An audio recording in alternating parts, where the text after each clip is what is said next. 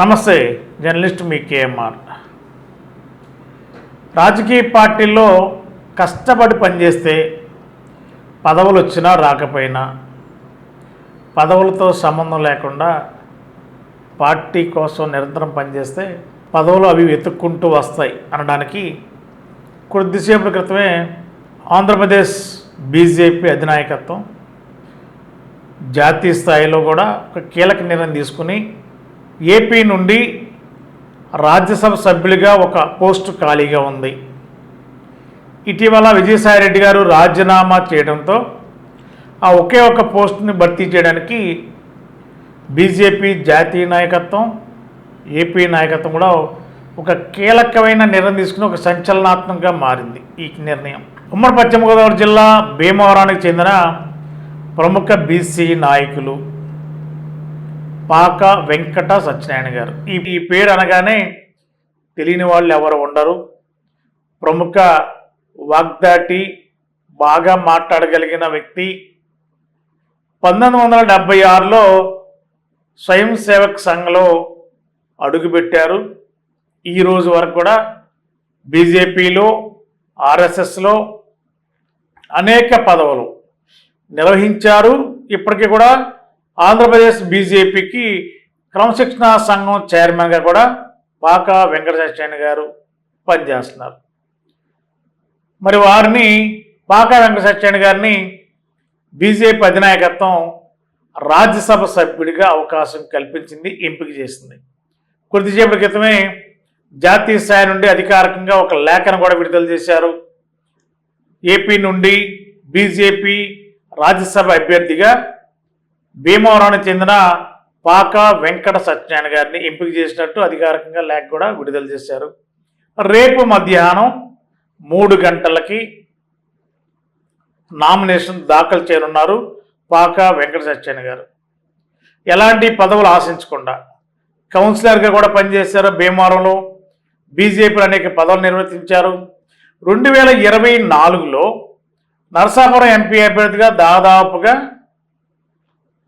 పాక వెంకట సత్యనారాయణ గారికి ఖరారు అవుతుందని చెప్పి చివరి వరకు దాదాపుగా అనుకున్న నేపథ్యంలో ఆఖరి నిమిషంలో మరి భూపతిరాజు శ్రీనివాసవరం గారి పేరు ఖరారు కావడం, మరైనా మంత్రి కావడం కూడా యాదృచ్ఛికంగా జరిగిపోయింది. మరి బీజేపీ కూడా మరి పాక వెంకట సత్యనారాయణ గారిని ఎక్కడా కూడా వదులుకునే అవకాశం లేకుండా పార్టీ కోసం కొన్ని సంవత్సరాలుగా నిరంతరం పనిచేసిన పాక వెంకట సత్యనారాయణ గారిని ఒక కీలకమైన రాజ్యసభ, పెద్దల సభ, మరి దానికి టోటల్గా 100% చాలా సూటబుల్ పర్సన్ పాక వెంకట సత్యనారాయణ గారు. మరి ఢిల్లీలో పెద్దల సభలో కీలకమైన నిర్ణయాలు తీసుకుంటారు, చట్టసభల్లో నిర్ణయాలు తీసుకుంటారు. వాటిలో ఒక రాజ్యసభ సభ్యుడిగా ఏపీ నుంచి రావడం అంటే అది మామూలు విషయం కాదు. పాక వెంకట సత్యనారాయణ గారి యొక్క కృషి కంటే పార్టీకి అంకిత భావంతో పనిచేయడమే పాక వెంకట సత్యనారాయణ గారిని వెతుక్కుంటూ రాజ్యసభ అవకాశం వచ్చిందని చెప్పి భావించాలి. అసలు పాక వెంకట సత్యనారాయణ గారి యొక్క ప్రస్తుత రాజకీయాల్లో ఆయన స్టేటస్ ఏంటి, ఎప్పుడు ప్రవేశించారు, ఒకసారి వారి యొక్క బయోడేటాను ఒకసారి మనం వినే ప్రయత్నం చేద్దాం. 1976లో రాష్ట్రీయ సేవా సంఘ్లో సభ్యులుగా ఉన్నారు. 1978లో ఆర్ఎస్ఎస్ ప్రాథమిక శిక్షకి ఫస్ట్ ట్రైనర్గా మరి ఆ రోజుల్లో ఉన్నారు. 1978-80 వరకు ఏబీవీపీ డిఎన్ఆర్ కాలేజ్ క్యాంపస్ ఇన్ఛార్జిగా భీమవరంలో పనిచేశారు. 1980 సంవత్సరంలో భారతీయ జనతా పార్టీ అనే యాక్టివ్ మెంబర్గా ప్రవేశించారు బీజేపీలో 1980 సంవత్సరంలో. ఆ తర్వాత 80 నుండి 82 వరకు BJP town general secretary Bhimavaram పట్టణంలో. 82 నుండి 84 వరకు బీజేపీ టౌన్ ప్రెసిడెంట్గా పనిచేశారు. 84 నుండి 86 వరకు బీజేపీ డిస్ట్రిక్ట్ సెక్రటరీగా, అంటే అప్పుడు ఉమ్మడి పశ్చిమ గోదావరి జిల్లా ఉంది, మరి దానికి బీజేపీ డిస్ట్రిక్ట్ జిల్లా సెక్రటరీగా కూడా పాక వెంకట సత్యనారాయణ గారు బాధ్యతలు నిర్వర్తించారు. 1986 నుండి 91 వరకు బీజేపీ జిల్లా వైస్ ప్రెసిడెంట్ ఉమ్మడి పశ్చిమ గోదావరి జిల్లా. అదేవిధంగా 91 నుండి 93 వరకు బీజేపీ అసెంబ్లీ కన్వీనర్ భీమవరం, అంటే భీమవరం అసెంబ్లీ నియోజకవర్గానికి ఇన్ఛార్జిగా భీమవరం బీజేపీ తరఫున బాధ్యతలు నిర్వర్తించారు. 94 నుండి 96 వరకు బీజేపీ స్టేట్ ఎగ్జిక్యూటివ్ మెంబర్గా, ఆంధ్రప్రదేశ్ బీజేపీకి ఈసీ మెంబర్గా కూడా బాధ్యతలు నిర్వర్తించారు. 96 నుండి 98 వరకు బీజేపీ టౌన్ ప్రెసిడెంట్ భీమవరం. అదేవిధంగా 1998 2000 వరకు బీజేపీ స్టేట్ ఎగ్జిక్యూటివ్ మెంబర్గా ఉన్నారు. 2000 నుండి 2004 వరకు BJP parliamentary convener Narasapuram parliament కూడా బాధ్యతలు నిర్వర్తించారు. 2004 నుండి 2006 వరకు బీజేపీ స్టేట్ ఈసీ మెంబర్గా, 2006 నుండి 2010 వరకు బీజేపీ ఉమ్మడి పశ్చిమ గోదావరి జిల్లా అధ్యక్షునిగా పాకా వెంకటేశ్వర గారు బాధ్యతలు నిర్వర్తించారు.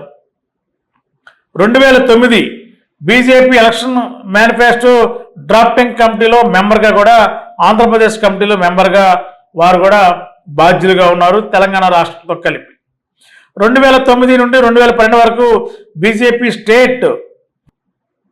స్టేట్ విభాగంలో కో కన్వీనర్గా కూడా ఆంధ్రప్రదేశ్లో అంటే తెలంగాణ కూడా పనిచేశారు.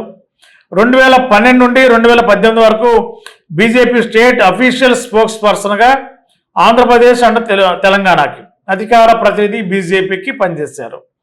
2014లో BJP election manifesto drafting committee మెంబర్గా, 2018 నుండి 27 వరకు బీజేపీ స్టేట్ వైస్ ప్రెసిడెంట్గా, 2019లో BJP election manifesto drafting committee మెంబర్గా, 2021లో బీజేపీ స్టేట్ క్రమశిక్షణ కమిటీ చైర్మన్గా ప్రస్తుతం కొనసాగుతూ ఉన్నారు. 2022-24 వరకు ప్రవాస్ యోజన స్టేట్ కన్వీనర్గా బీజేపీకి బాధ్యత నిర్వర్తిస్తున్నారు. ప్రస్తుతం ఎలక్షన్ రిటర్నింగ్ ఆఫీసర్ ఆంధ్రప్రదేశ్ బీజేపీకి, ఏపీకి బీజేపీకి ఆర్ఓగా ప్రస్తుతం పాకా వెంకట సత్యనారాయణ గారు బాధ్యతలు నిర్వర్తిస్తున్నారు.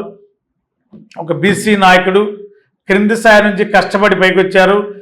ఈ ప్రస్తుతం ఉన్న రాజకీయాల్లో పార్టీలు గంటకొక పార్టీ, రోజుకొక పార్టీ, వారానికి ఒక పార్టీ మారి ఈ రోజుల్లో 1976 నుండి 2025 వరకు కూడా బీజేపీతోనే, ఆర్ఎస్ఎస్లోనే, బీజేపీలో అనేక హోదాల్లో పనిచేసి నేటి వరకు ఎక్కడ కూడా పార్టీ మారకుండా, పార్టీ అధికారంలో ఉన్నా లేకపోయినా పార్టీ కోసం బీజేపీకి అంకితభావంతో పనిచేసిన భీమవరానికి చెందిన పాకా వెంకట సత్యనారాయణ గారికి బీజేపీ అధినాయకత్వం రాజ్యసభ సభ్యుడిగా ఒక కీలకమైన బాధ్యతల్ని, కీలకమైన పదవిని కీలకంగా ఎంపిక చేసి రేపు మధ్యాహ్నం నామినేషన్ దాఖలు చేయబోతున్నారు.